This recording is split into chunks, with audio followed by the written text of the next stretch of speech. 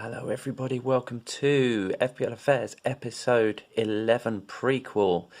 In this shorter episode, we discuss and recap the budget options for defence and midfield to fill those spaces in a game week 12 wildcard.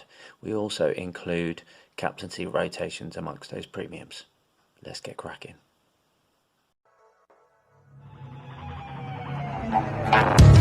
And there's Mo Salah. There goes Haaland. He's on his way again. He's hungry. He's scored. Ice cold precision from Palmer. Kayo Saka. That is a diamond of a goal.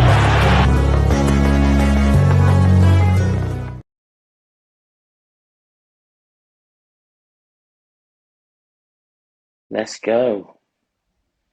Let's go. Bosh. Drawing the curtains, episode 11 of FPL Show. You should, looking at the screen, see 4 potential drafts. And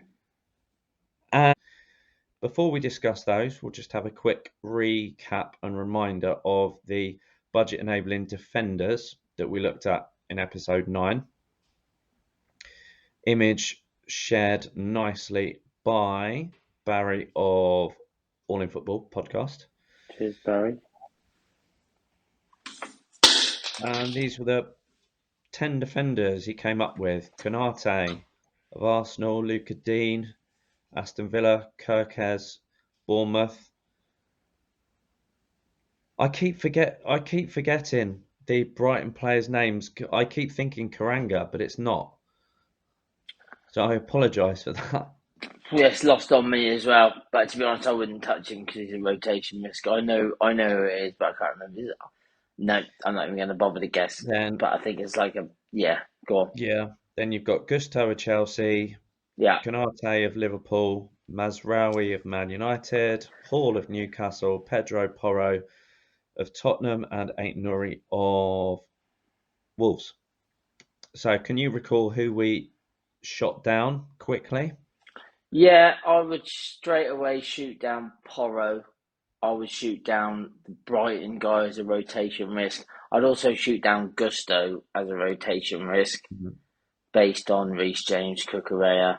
No idea what Colwill can even play left back. Loads of different options. For me, Mazraoui's an interesting one. I'm currently just going to wait on United just to see what happens. You've got obviously Dalot, who's very good at a right wing back, and you've got Malacia coming back. There's a chance Shaw's coming back. So, do you know what I mean? Wing backs there, I don't know who's going to play. Yeah, they're not sort of established yet, so that sort of position No, is really a bit of a risk. I think this Brighton guy, I think with Dunk coming back and Van Heck, I think their first choice with Estepinian and Veltman. So I'm not sure he's going to get much of a go. So I'd probably, in order, go. Obviously, Aït-Nouri's on 4 yellow cards. If you have him, keep him. I would maybe hold. It may, if I didn't own him already, it might put me off buying him. But he has got some great fixtures. So if you do buy him and say he gets yellowed in the Fulham game, misses the Bournemouth game, but then afterwards it's Everton, West Ham, Ipswich, Leicester. So sort of it's okay. But I think so in that relation, leaves. in relation to Aït-Nouri, would just be, as you said, if you've got him, keep him. If you're thinking about getting him in, I'd say don't use the 4 yellow cards to not get him in. But I think you need to make sure that you've got sufficient. Have bench cover. Fourth bench But cover. I think with the amount of fixtures he's got that are good from 12 all the way up to 17, there's a good 6 there. So I'd probably buy him, but make sure you've got somebody at some point that can come off the bench. Yeah. That leaves Timber, Dean, Kirkes, Konate, and Matt's hero Lewis Hall. I like Timber, and I like Luca Dean. Those would be my best two. And then Kirkes and Lewis Hall is obviously good budget options. Sorry, and Canate's not a bad shout. I just don't like the City and Newcastle game in 13 and 14. Unlikely clean sheets there. And even Spurs away looks like an unlikely clean sheet. So probably say they've got one of the worst sort of fixtures on here from a defensive standpoint. Obviously, I know Luca Dean's got Chelsea, City, and Newcastle, but there's some attacking threat there, as you can see on the table. Canate's. He got 3 goal involvements internationally during the week, didn't he? He did, yeah. Obviously, Canate's good at set pieces. Don't get me wrong, but I think, yeah, I'm not. Canate's not my cup of tea, but I can see why a lot of people are going for him. Cheap way into the Liverpool defence. Cheap way into the Liverpool defence. But for me, Timber, Dean, and Lewis Hall would be my 3. Mine would be, you agree with Timber, for sure, cheap way into the Arsenal defence if you're looking for reallocating funds, and especially with Ben White being out for a lengthy period of time. Luca Dean's attacking threat, and I mean, looking at in the next 4 games, they've got Crystal Palace, Brentford and Southampton at home. Yeah. So that's definitely promise. 8 Nori we've covered, so those and Hall and Kirkes really. But yeah, if you want a more in-depth discussion about defender rotation, we looked at this table in episode 9. So should we move on to the midfielders? Yep.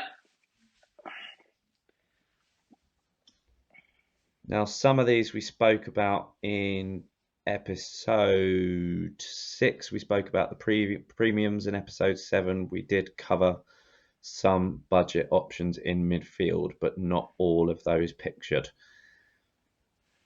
Where do you want to start? Should we just work our way from top to bottom? Well, I'd just probably go from bottom to top because I think it'd be quicker. I'd probably discount Hwang straight away as a rotation risk. Same with Paquetá. Don't rate him from an FPL standpoint. Kulusevski's okay, but I think there are better options for Tottenham, like a Brennan Johnson for a similar price. Joel Linton, obviously in form Newcastle side and a good player, but not one of those good players that's not necessarily a good FPL player. Yeah, in my opinion. With him, he's very important. A lot of physical presence. Shooting is inconsistent. He's a bit like Rodri, isn't he? Or like Douglas Luiz. He can strike a ball hard enough, but the accuracy isn't sensational. But he's with how Newcastle line up on the left and in midfield options. There's the dovetailing which we spoke about briefly last time between Joe Linton and Joe Willock on the left. So one's left wing, one's left centre mid. In the last game against Forest, where Joe Linton scored, he was actually played wide right for part of the game. So yeah, that unpredictability of where he's playing. I'd probably go for. I'd just say like in those teams as well. There's better options. Yeah. For similar prices. In all of those teams. So I like Garnacho. Again, though, with Man United, who's going to start? I was talking to a Man United fan, mate of mine, who we talk about fantasy football, and he was talking about how he had Ahmad for ages, kept getting benched for Garnacho, got rid of him the last game under Rude. Garnacho gets benched. Obviously, he did well off the bench, but you know what I mean? And then Ahmad starts. So I'd maybe give United a bit of time to see who the 3 is, or the 2, or 3-4-3, 3-5-2, whatever. Smith Rowe, obviously, I've got some tough fixtures there. But he does rotate very well with Rodgers. Yeah, they're from very. 12, 13, And sorry. because I think Smith Rowe, looking at the fixtures, reading across, Wolves at home, Tottenham away, Brighton at home, Arsenal at home, Liverpool away, Southampton home, Chelsea away, Bournemouth home. I mean, they've got, and he's generally this season, his attacking returns have pretty much all come at home, and he's got some all right looking home fixtures, but then some tough ones as well. I think, as you said, if you're to either have Smith Rowe in on wildcard or have him now, you need someone else in your attacking eight that rotates nicely with him Well, that's because what I mean. I've got Rodgers, so we'll go right up to the top, and so he's got decent fixtures in my opinion. And with Smith Rowe, other than 13 and 18, of which I probably wouldn't mind playing mm, Smith Rowe against Tottenham, and I wouldn't mind, to be honest. You just sort of sometimes with budget midfielders just have to, or any player just have to mm, take a difficult fixture. So yeah, I'm quite happy with those two. Pedro Neto is a rotation risk for me, yeah, although did score a nice cracker last game. mm. Oh But yeah, that was an absolute.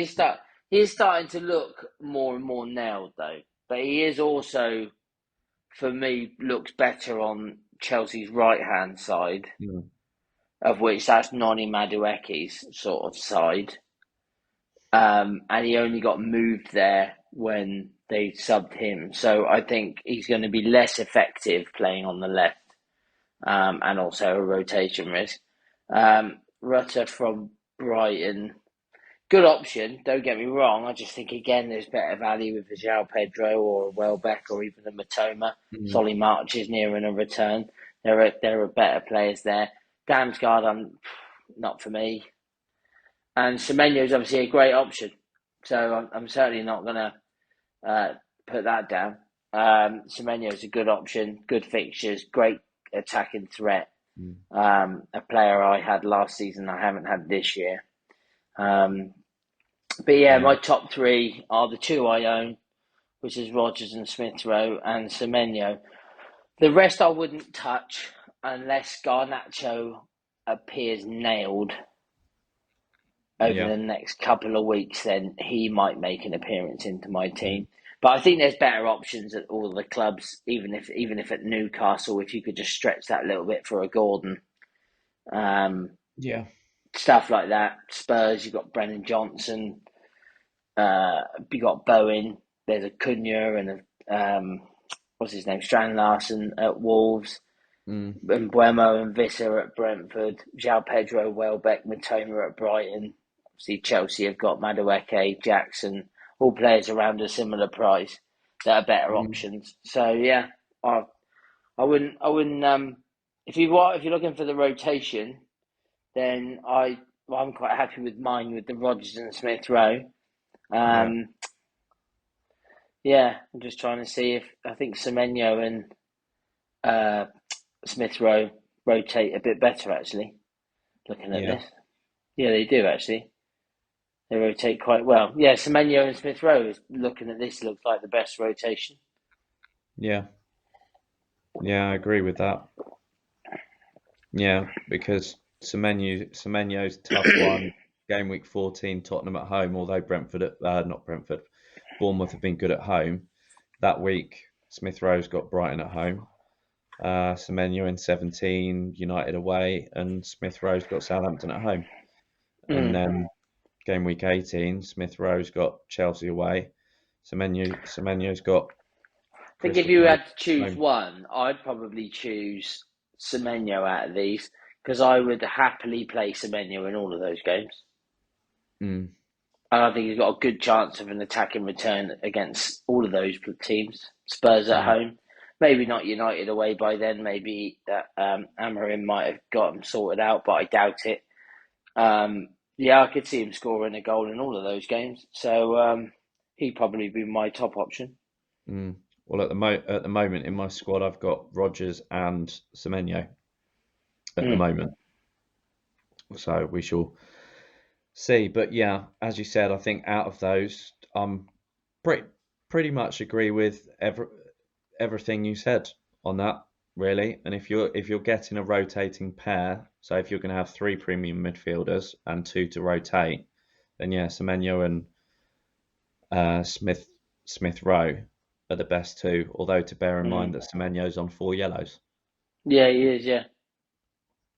so again it might be the same as what we just said about Ait Nouri, that if you've got him, you keep him, or if you don't have him, not necessarily get him in, but you could get him in, making sure you've got adequate cover Yeah. if you don't get the 5th yellow. Yeah. Now I've got another one of Barry's tables. For those premiums people do have, here's a fixture ticker for them, and looking at it more in the perspective of captaincy options, Let's all really. guess let's all guess who you should captain this week.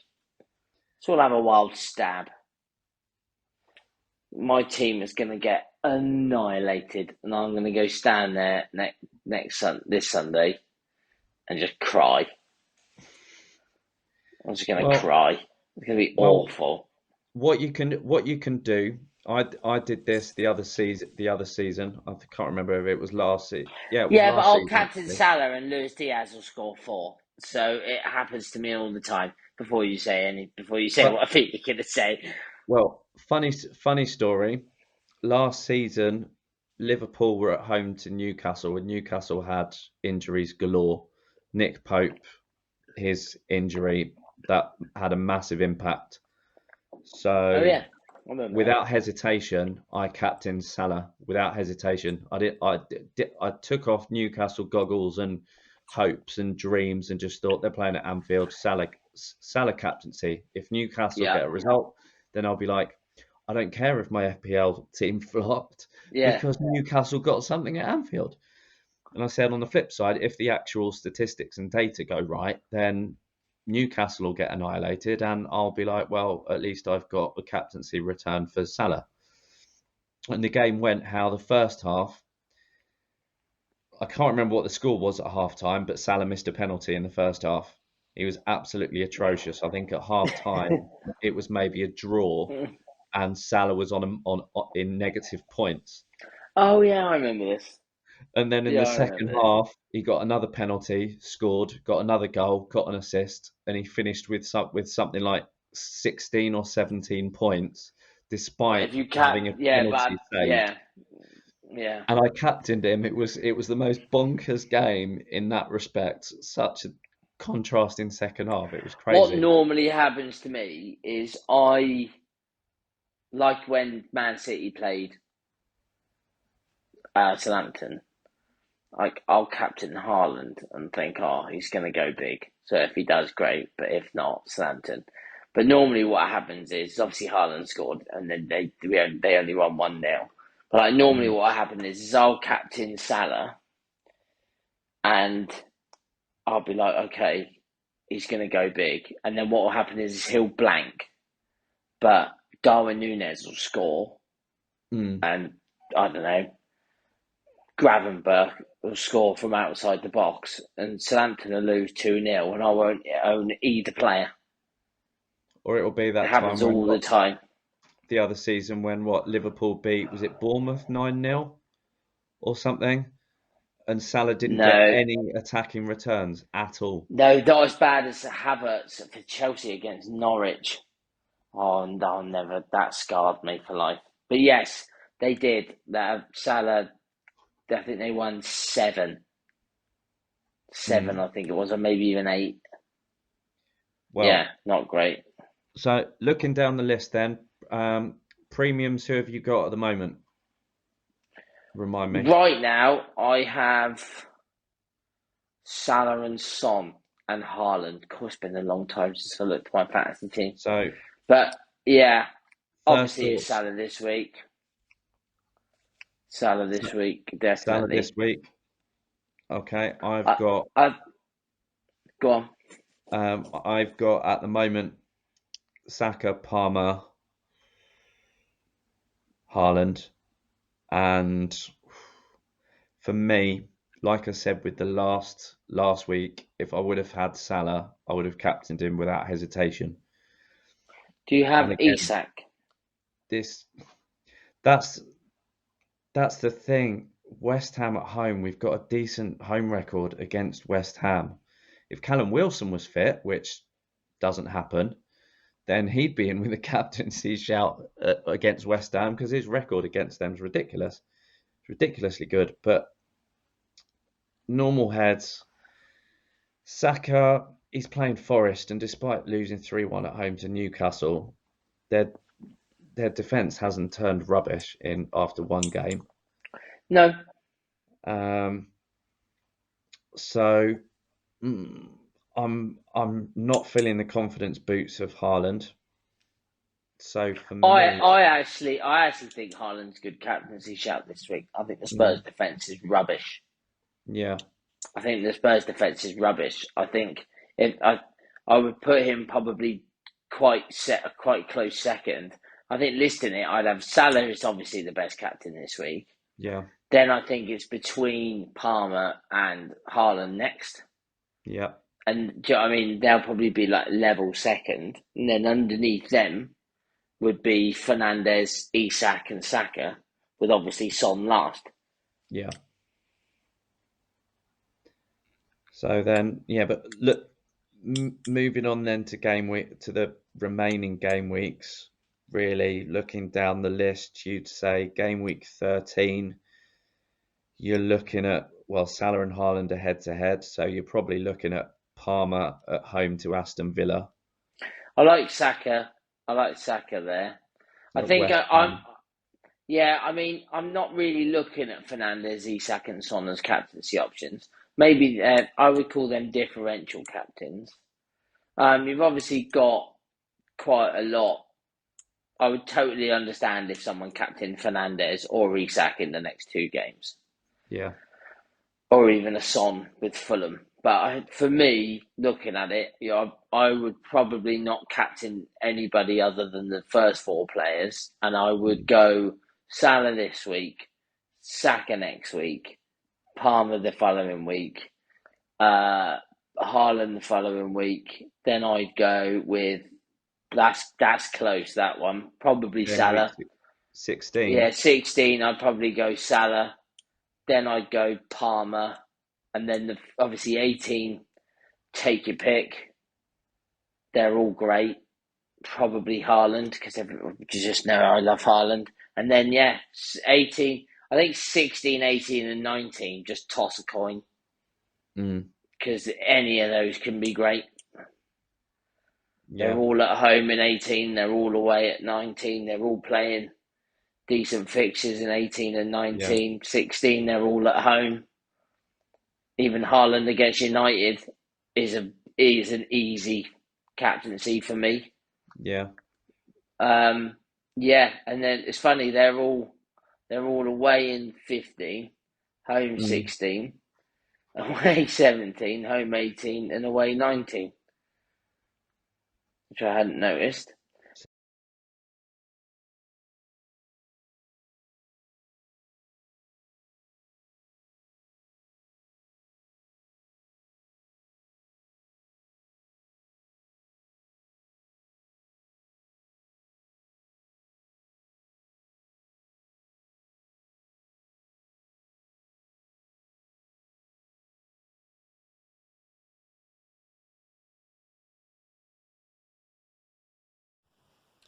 Which of these budget midfielders and defenders will make our alternative drafts?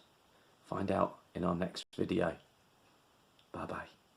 Don't forget to like and subscribe.